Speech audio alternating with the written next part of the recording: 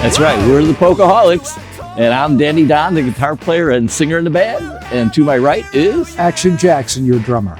And I'm Blitz on the bass. We'll put the trouble on the run when we hit Oktoberfest. It just sort of started when I'd go thrift stores for clothes, and I ran out of room in my closet, so I started looking at these records, and I saw these polka records, and it was just like these people were all happy and smiling, which was the exact opposite of the way rock music was at that time. So I was curious. Now. Yeah, right. So I started buying these records, and then I thought, wow, we really something to try to play this kind of music. And that's basically how it started. And our first show, we didn't even know if we were going to have another one. It was just, can we even do this? And at the end of it, it's like, man, this is a blast. We got to keep going. And 28 years later, here we are. Iggy Pop had a very famous quote. He said he had to find his blues because he started off playing blues music. And then he came to realize, he had to find his own kind of thing. And so, I don't know, for me, growing up in Chicago, hearing this kind of music, it just had a connection, I felt. And I thought, it's in music, it's be a cool idea to take the dorkiest kind of music you can possibly find and try to do something with it. So that was our aim. I don't know if we have succeeded, though. We have persisted. We're getting closer. Yeah.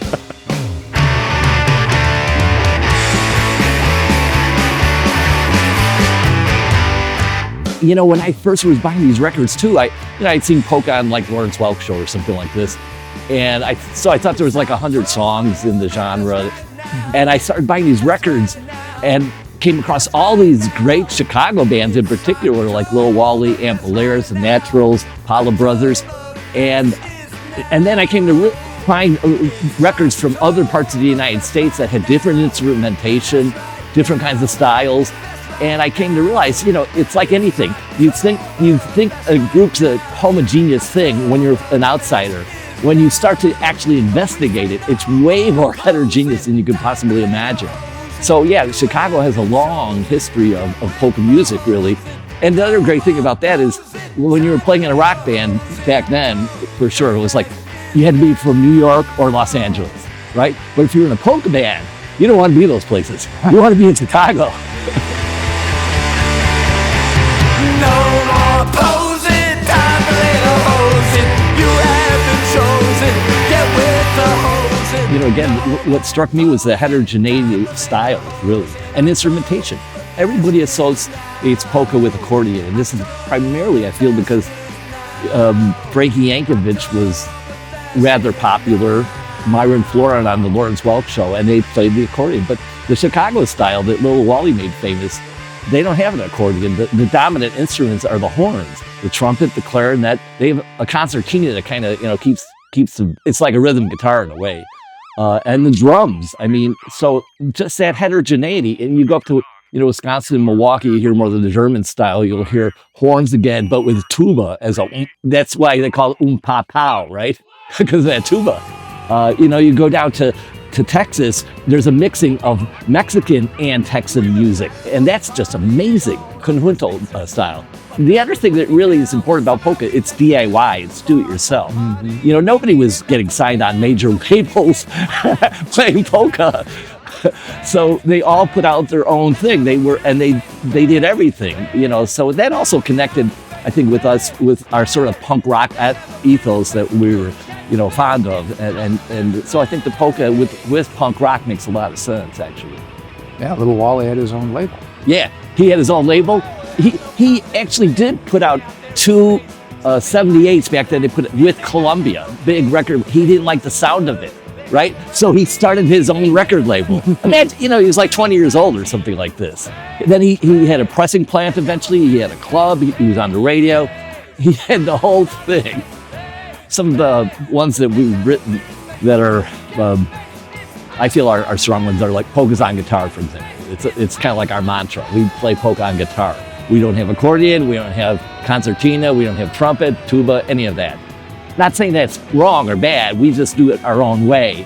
And so that's kind of like our, call to arms, polka on guitar. I'd say Polka Can't Die. Yeah. I think that's a great one. It's a great one to play as well. 25 Years of Polka is my favorite. All right. And that's on our newest CD, that mini CD. We're coming down in size. They get smaller and smaller as the technology evolves. The CD technology. Soon they're going to be very, very small. The first time we came here was primarily we were practicing here because of the rehearsal space. And then we thought, well, let's try to record here. And so we did our first one. I think it was Polka Can't Die was the first one. There was some cool, I remember seeing some cool records on the walls, and it was like, okay, these are some, at least out there bands, so that might be up our alley. Yeah, and we gave it a try and recorded with Joe and Mickey, and it was just actually first of all with Scott Ramsay we came in to record, and everything just came out great. And the thing that we love so much about Mystery Street is we have some crazy ideas, and they're facilitators of those crazy ideas. It's like they don't say no, they say more of that. Kazoo orchestra. Yeah, let's do that. Right. And, that lends itself to what we're trying to accomplish, for sure. Over time, we've constantly been recording, maybe not every year or so, but yeah, I think we'll continue with that. I mean, that's what's fun, is coming out with new material and working out new songs. We could, at this point, easily, we have a large enough repertoire to just keep playing the same old thing and we do plenty of that. But it's always fun to try to experiment, come up with new things. If you write a new one, it might turn into one that goes in regularly set, 25 years, something like that. Yeah, right. And we wrote recently a song for Malort, the fine beverage that's produced here in Chicago. Make It Malort. And we also have an old style song, so now we have the Chicago Handshake. And Bush, we have a Bush song. Yes, we have that too. We hit all the classy types.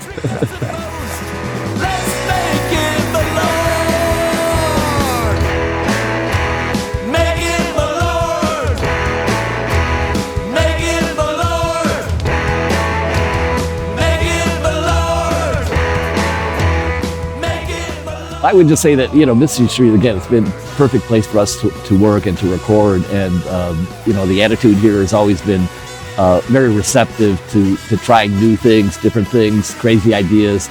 And so it's just been a joy to work with the people here. Joe and Mickey in particular, we worked with them probably the most over the years.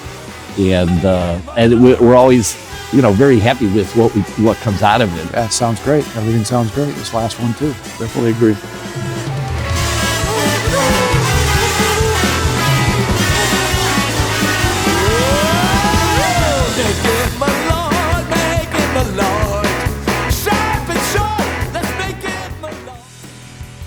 Keep the day job? No.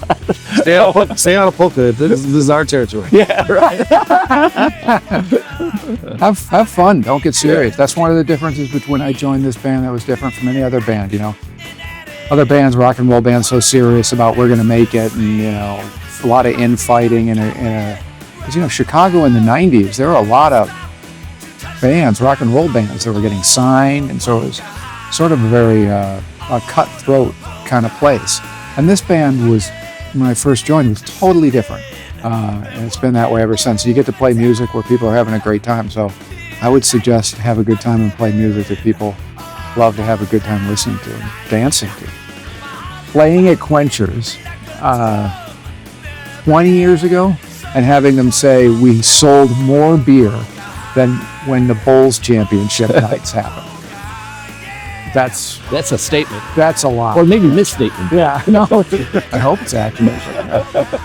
That was impressive. Yeah. For me, we played with a couple shows with Lil Wally before he passed away. He had retired in the 60s, moved to Miami Beach, and we brought him back.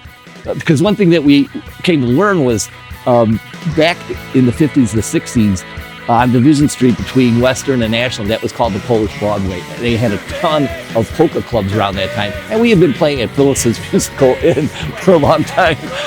And we realized, wow, we're playing on the old polka turf. And so we arranged a few shows with him, bringing him back to the Polish Broadway. And yeah, it was just, they were quite events. At the Zakopane Lounge, that's been there for decades. That's how long, yeah, for sure. Yeah. There's the bar on every corner. There's a girl just waiting for you. Polka dancing every How about you? What's your proudest moment? I don't remember being particularly proud at any particular moment. Yeah, no, I don't know. I think my proudest moments have been right here at Mystery Street, recording these records, because good times. And I thought you were going to say it was your bass solo. well, the 20-minute bass solos are impressive. Playing polka music, a match made in heaven. Drums, bass, and loud guitar, it is a ton of fun. 25 years of polka, we've only just begun. Oh, we played many Adios. Adios. people dance and have fun. The good times always last.